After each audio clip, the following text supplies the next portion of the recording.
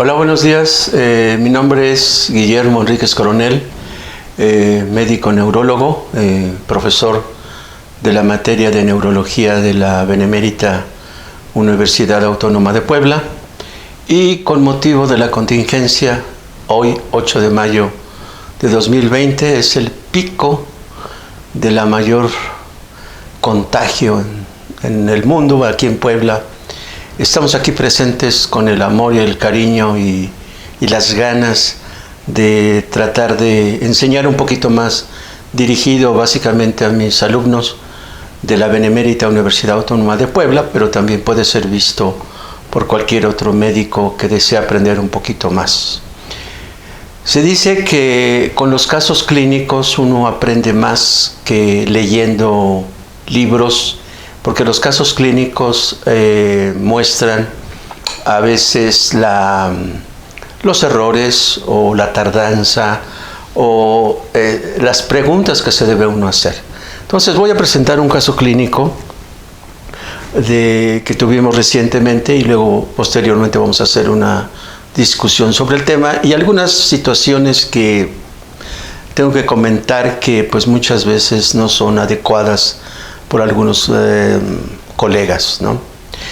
Se trata de una mujer de 45 años de edad.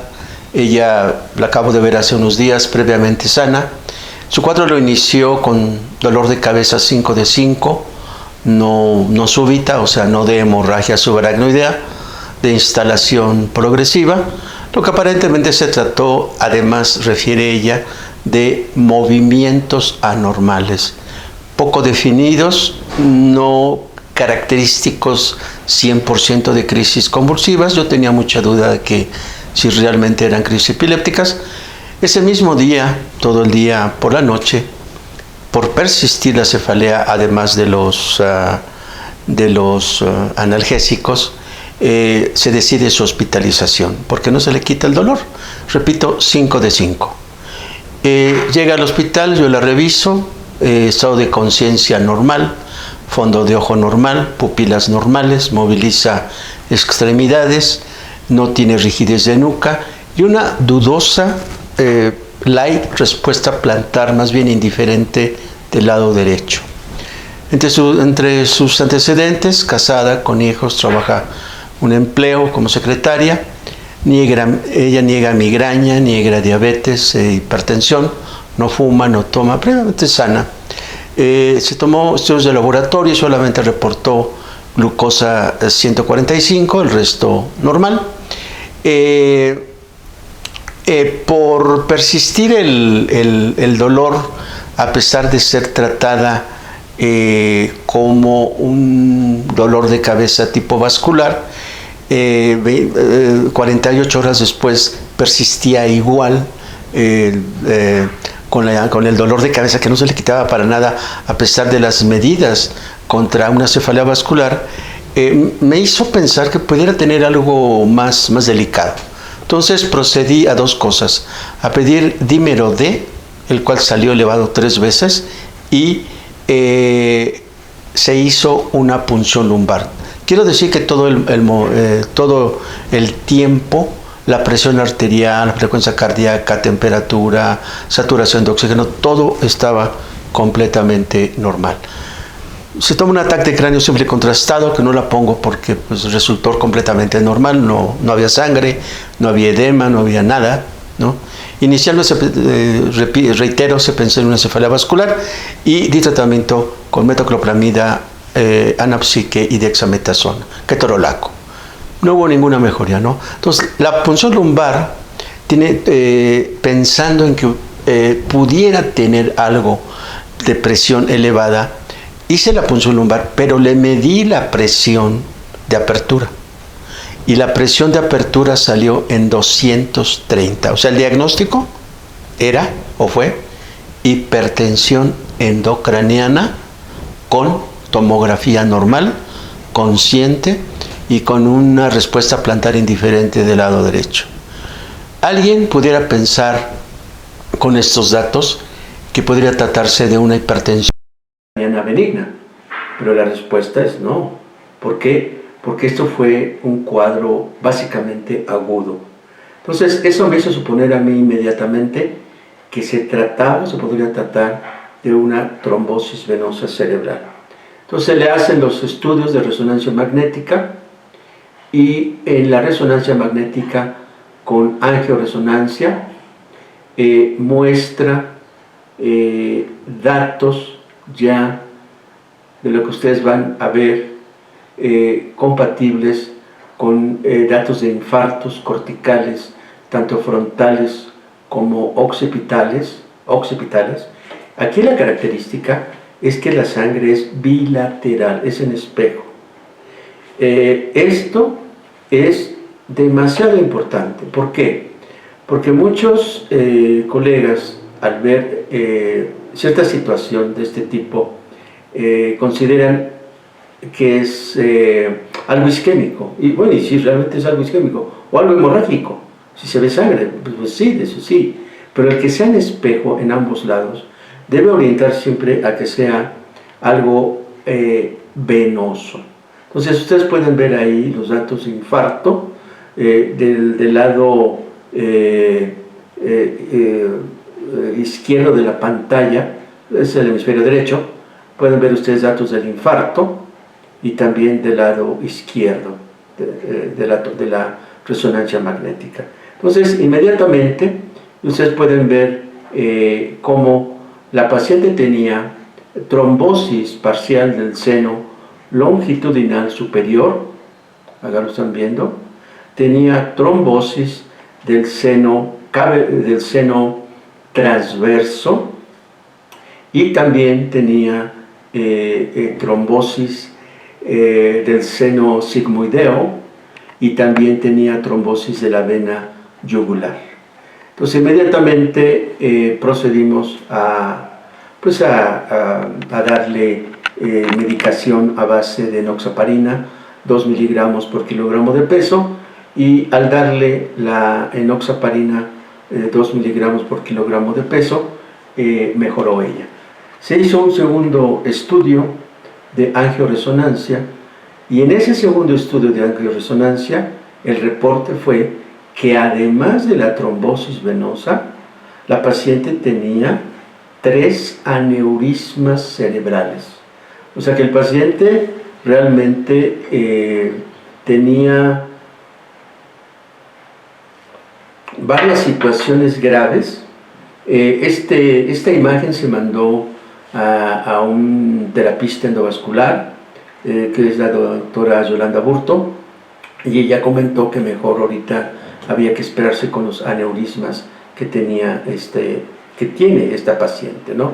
Tiene 3 aneurismas, además de la trombosis del seno longitudinal superior parcial, seno transverso, la señora Judith, del seno sigmoideo, de la vena yugular interna, de la vena yugular, y seno transverso, seno sigmoideo. Esa es la paciente al final, ya cuando se egresó. Actualmente ella está tomando Xarelto y a nivel visual ha mejorado la deficiencia campimétrica, y a nivel motor, que tenía cierta hemiparesia izquierda, ha mejorado de manera total. Ella está absolutamente y completamente, se siente completamente sana y bien, ¿no? Se trató con enoxaparina a razón de 2 miligramos por kilogramo subcutánea cada 2 horas, manitol, analgésicos, amitriptilina, y al final se dio Xarelto 20 miligramos cada 24 horas. Ahora, hablando un poquito del tema, es muy interesante saber y conocer que se necesita realmente experiencia y pensar en esto. De manera gruesa debemos saber cómo está formado el sistema venoso a través de venas corticales, venas profundas, taloncorticales, venas talámicas, el seno longitudinal superior, seno longitudinal inferior, seno recto, seno transverso, seno sigmoideo, y luego la vena yugular interna, la vena de la B, la vena basal de Rosenthal, y algunos otros datos, la vena de Trollar, ¿no?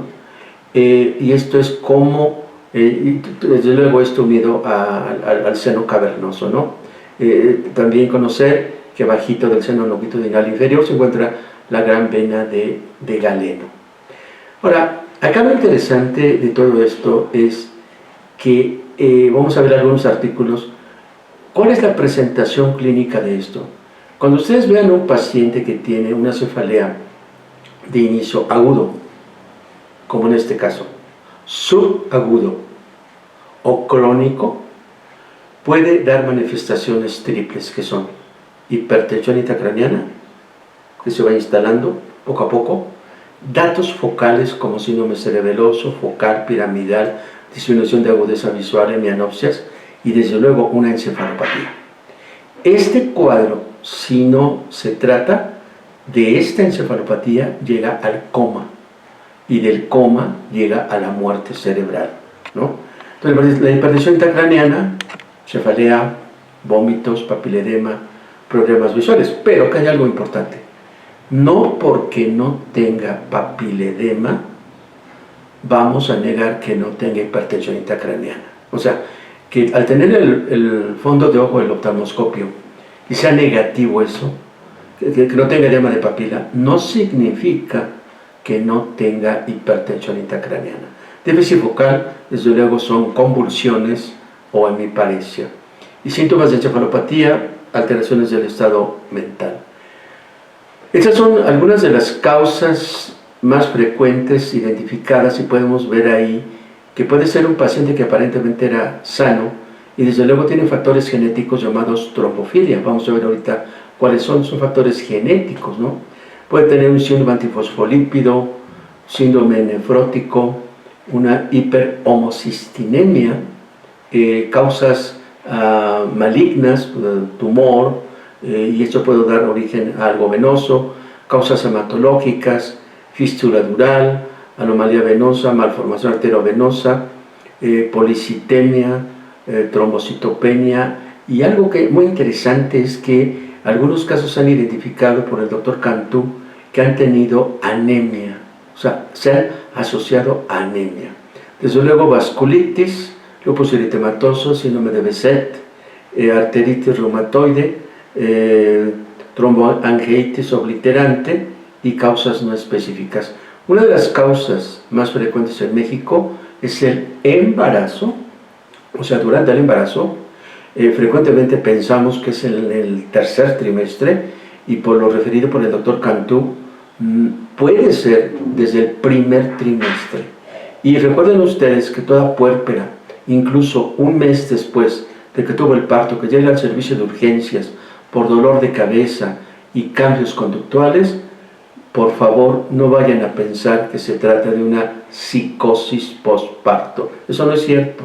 Yo he visto casos ante mis ojos donde se ha catalogado así por psicosis postparto, se ha tenido a la paciente en observación, y cuando yo he visto a la paciente, diagnostico yo, paciente joven de 20 años de edad, muerte cerebral. Entonces, nunca piensen en una psicosis postparto.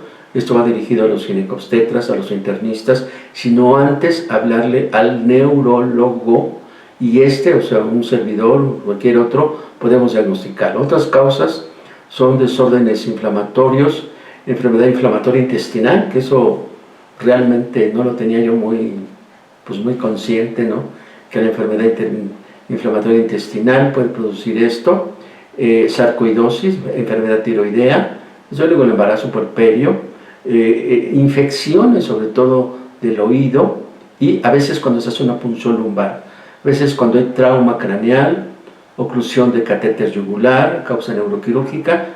No se olviden de las drogas, por ejemplo, cocaína, marihuana, etcétera, las drogas que se inyectan, heroína, y terapia de reemplazamiento.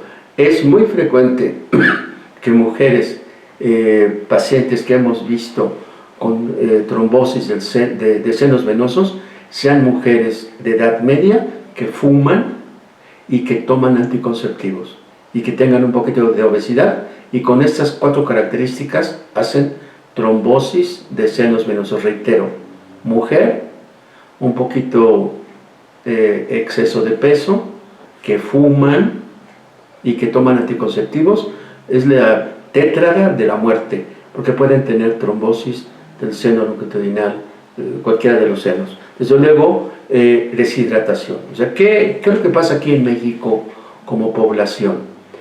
Que en los lugares más alejados, en las rancherías, le dicen a la parturienta: vamos a meterte a un baño de temazcal. Entonces la pobre parturienta llega, se mete, sometida a altas temperaturas, ella pues no tiene decisión porque está obnubilada, tuvo su parto, está toda cansada y se deshidrata. Al deshidratarse pierde la conciencia y hace trombosis del seno longitudinal superior. Entonces el calor en exceso, como existe cuando van a los baños de temazcal, y la deshidratación, hemos visto, yo he detectado pacientes así que les ha ocurrido y lamentablemente han muerto personas jóvenes por trombosis de senos venosos, deshidratación. Ahora bien, ¿cuáles son las manifestaciones clínicas más frecuentes de un paciente para pensar en ello? Dolor de cabeza, trastornos visuales, puede haber edema de papila, diplopia, estupor, coma, afasia, paresia, puede haber signos de vía piramidal, crisis convulsivas, etc. Y ahí está más o menos por sitio, por ejemplo, del seno longitudinal superior, déficit motor o crisis convulsivas, por ejemplo, seno longitudinal inferior, déficit motor y crisis convulsivas, pero del seno recto, déficit motores con cambios del estado mental. Mientras más profundo y más bajo sea la oclusión, va a producir cambios de alteración de la conciencia. Y cuando es más bajo, puede haber dolor en el cuello, tinnitus y parálisis de nervios craneales. Pero no se olviden del tinnitus, que puede ser una manifestación de trombosis del seno longitudinal superior. Entonces, el diagnóstico es mediante cefalea de reciente aparición, paciente joven de edad media, síntomas de Stroke-like, o sea, por qué tiene esta parálisis, ¿no? El paciente tiene hipertensión intracraneana y sobre todo cuando vemos hemorragias en sitios atípicos. Sabemos que la hemorragia por hipertensión arterial es la número 1 en frecuencia y los sitios los debemos saber de memoria, que son ganglios basales, tálamo, cerebelo, puente y lobar. Cuando es una hemorragia en sitio atípico, y sobre todo de ambos lados, debemos pensar siempre en una trombosis venosa cerebral con infartos hemorrágicos bilaterales. Debemos hacerle dímero D, estudio de neuroimagen, venograma, tomografía con venograma y la que ya casi no se utiliza, la arteriografía. Aquí estamos viendo en esta imagen los infartos venosos, ¿no? El signo delta. El signo delta aquí está señalado, el signo de la cuerda también, el signo con realce venoso, venograma sin trombosis, hiperintensidad y ausencia normal de vacío. Existen muchos artículos publicados, realmente el doctor Cantú ha tenido, con el doctor Barinaga Rementería han tenido la oportunidad, y el doctor Antonio Arauz y José Luis Ruiz Sandoval de Guadalajara, en México, han tenido excelentes artículos, ustedes pueden revisarlos, y desde luego existe el gran artículo para mí, base, que hay que leer todos, acerca como causa de trombosis venosa cerebral, que es la trombofilia. Ustedes pueden ver, cuando es menor de 50 años de edad, ver si ha tenido cirugía, si toma contraceptivos, si el paciente está inmóvil por una fractura, si tiene familiares enfermos con alguna trombosis de algún hermano, etcétera, si tiene vena en otro sitio. Es una guía de lo que se debe hacer en un paciente que tiene una trombosis venosa. Desde luego, pedir, una vez que ya se haya dejado pasados 6 meses, todas las pruebas de trombofilia, de deficiencia de proteína C, antitombina 3, antitombina, factor 5 de Leiden, plaquetas pegajosas, investigación, y desde luego lupus anticoagulante, síndrome antifosfolípido, ¿no? Todo esto, ahí habla de que se deben de hacer esas pruebas una vez que ya deja de tomar estos anticoagulantes y frecuentemente es hasta 6 meses después. Factor 5 de Leiden, deficiencia de proteína C, S, antitrombina, lupus anticoagulante, ¿no? Cuáles son, ves si no tiene el paciente síndrome antifosfolípido, porque ha tenido familiares con una complicación parecida o ha tenido abortos previamente esta paciente, ¿no?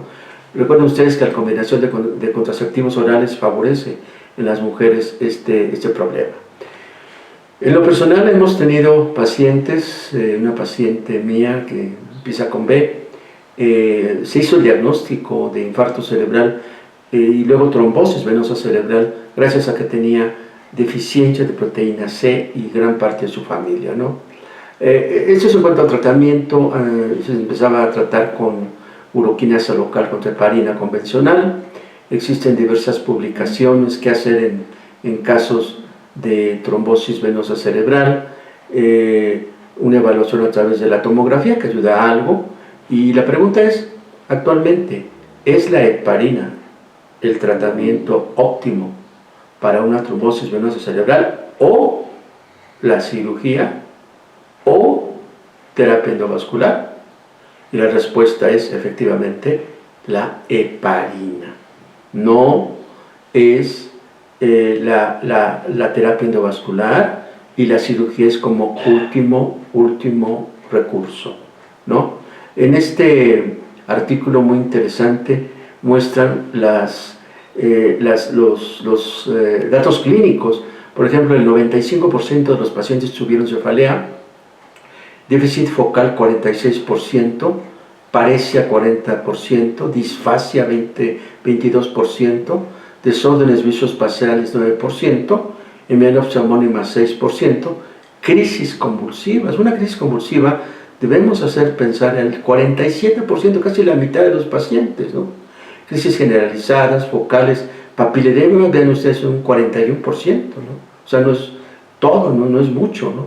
Alteración de conciencia en el 40%, hipertensión intracraniana aislada en el 20%, síntomas neurológicos transitorios 14%, signos cerebelosos también y detallo cerebral y daño visual, ¿no? Edad promedio 33 años.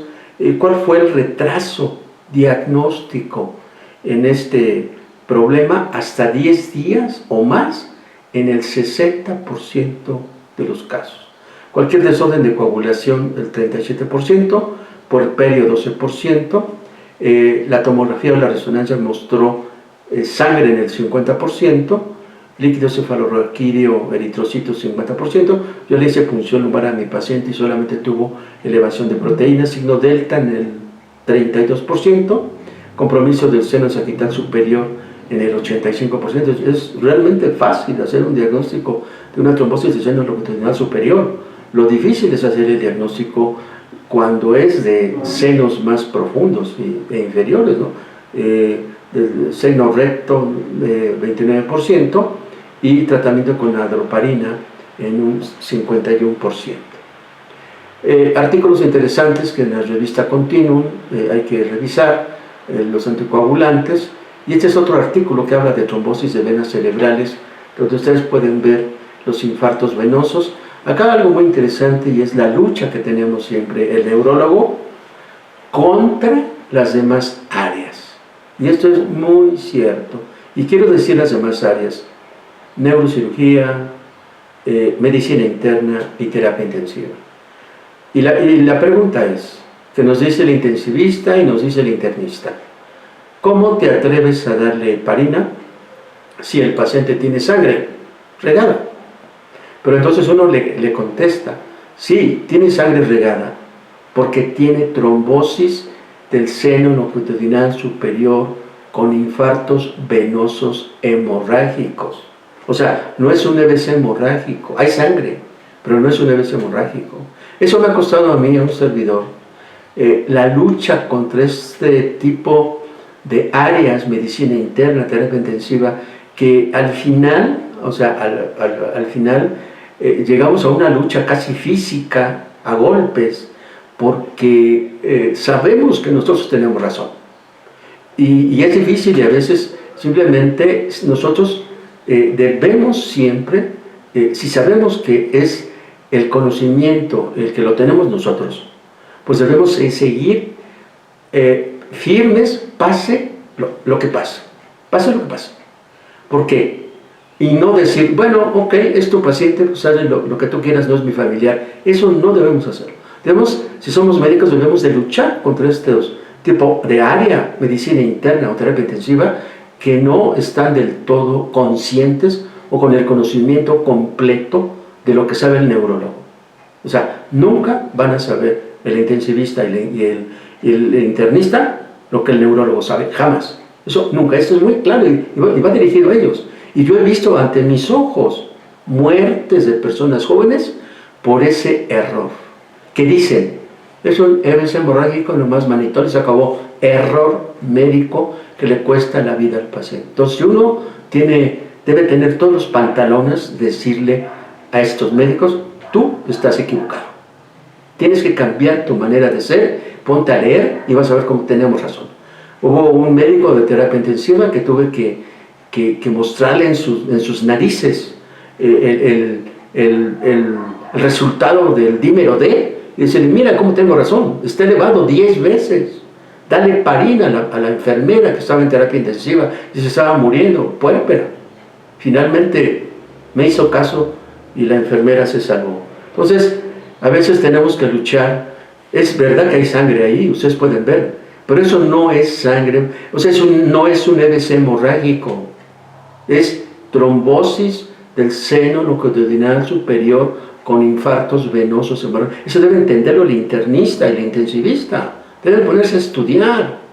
O sea, no es simplemente las cosas superficialmente.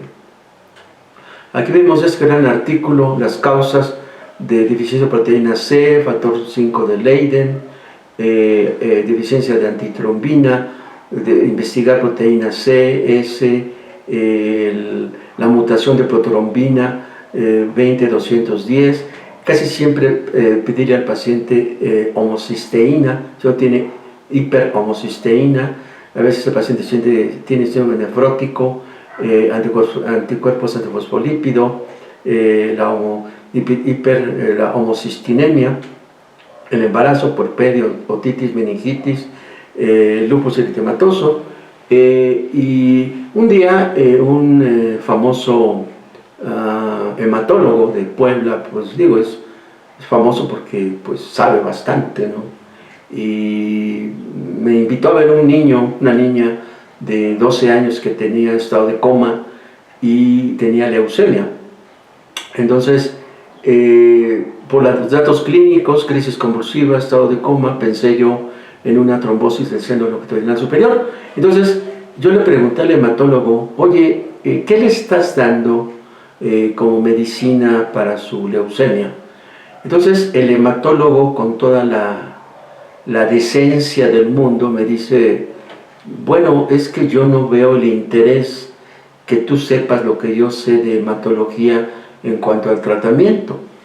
Volví a repetir la pregunta, nuevamente te vuelvo a preguntar, ¿qué le estás dando de tratamiento contra la leucemia? Me dice, bueno, le estoy dando L-asparaginasa. Le digo, esa es la causa de la trombosis del seno longitudinal superior. Entonces se quedó el hematólogo así mirando al aire. Al otro día me dijo, efectivamente tienes razón, le doy L-asparaginasa y la L-asparaginasa le está produciendo la trombosis del seno longitudinal superior. Realmente se salvó esta paciente. Causas de traumatismos, a veces la punzolumbar, deshidratación. Y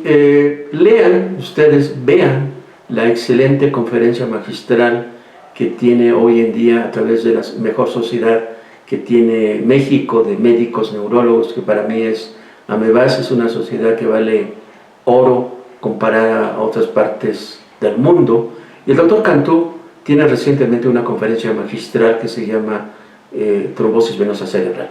Yo la acabo de ver, esta conferencia del doctor Cantú, me parece oro molido y yo se lo recomiendo a todos ustedes. Y muchas gracias.